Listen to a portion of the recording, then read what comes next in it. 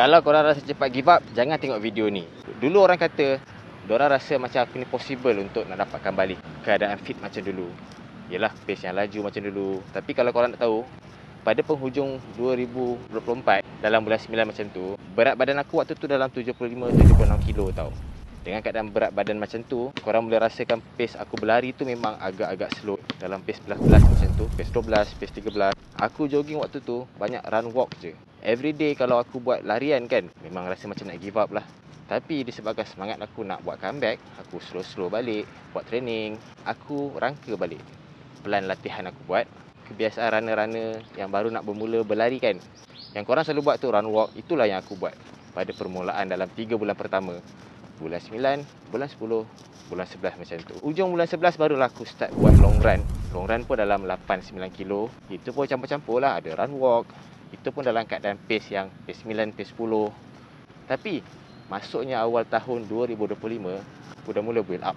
Aku masukkan aku punya workout dan berat badan aku dah mula menurun. Aku jaga pemakanan, aku jaga kesihatan. Dapatlah regain balik pace yang aku rasa macam dulu. Tapi bukan 100% laju lah. Dalam pace 7-6 aku dapat dalam bulan 2 macam tu. Dan sekarang berat badan aku dia stagnan tau. Daripada 75, kurang agak-agak berapa? Berat badan aku stagnan sekarang dalam berat 65 kilo. 64-65 kilo lah. Paling ringan waktu tu bulan puasa dalam 63 kilo. And then sekarang aku just maintain apa yang ada sekarang. Dan pace aku berlari sekarang average dalam 6.30 hingga ke 7. Okey lah kan. Tapi memang tak capai lagi lah pace 5 tu. Agak jauh lagi. Cumanya apa aku nak kongsikan, korang kalau baru nak mula berlari, dalam keadaan korang rasa struggle berat badan yang jauh, berat badannya berbanding orang lain, korang rasa jangan cepat give up. Korang teruskan apa korang rasa. Dan kalau korang rasa nak laju, korang kena training betul-betul. Turunkan berat badan, training dengan baik. Berapa banyak easy run korang kena buat. Jaga pemakanan yang paling penting. InsyaAllah korang akan dapat pace apa yang korang idamkan. Dan korang akan dapat PB, capai personal best. Yes, korang doakan aku dapat fit macam dulu. Kita sama-sama ke arah kesihatan yang baik. Sebab aku rasa sukan larian ni adalah sukan yang baik. Berbanding kita banyak post pasal konten makan, minum kan.